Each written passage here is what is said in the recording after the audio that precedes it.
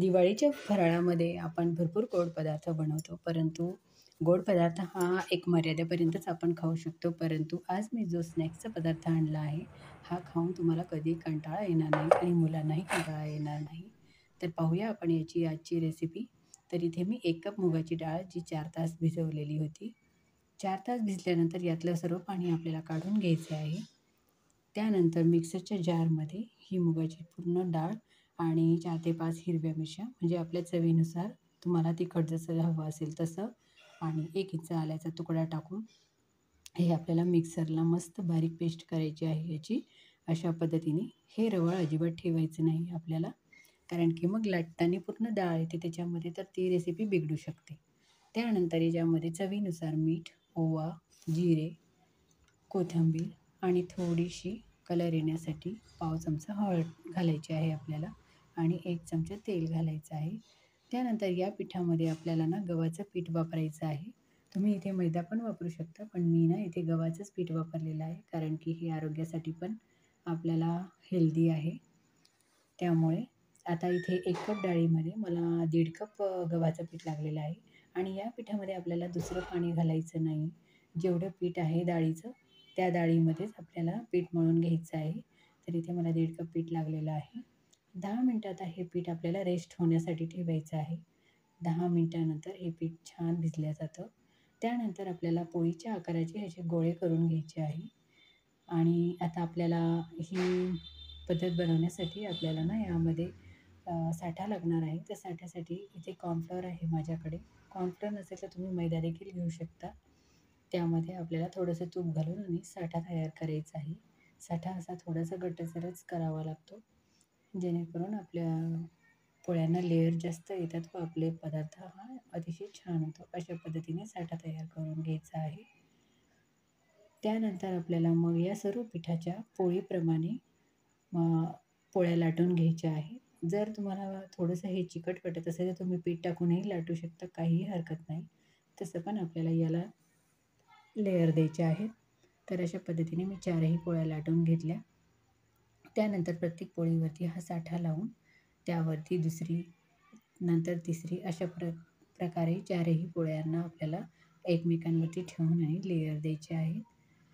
इथे माझा आणि साठा तितकाच करा जितके आपल्याला पोळ्यांना पुरेल इतका, जास्तही करू नका.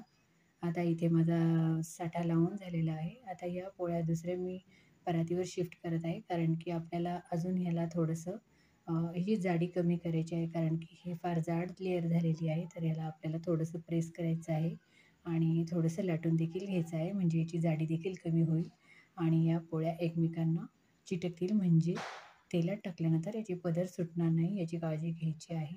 आणि अशा पद्धतीने याला व्यवस्थित थोडंसं पातळ लाटून घ्यायचं आहे, कारण की हे फार जाड झालेलं आहे. अशा पद्धतीने सर्व पूर्ण परात भरून आपण लाटलं तरी काहीही हरकत नाही, पण अगदीच जास्त चपाती एवढे बारीक लाटायचं नाही, कारण की थोडंसं त्यामध्ये फुगीरपणाही दिसला पाहिजे.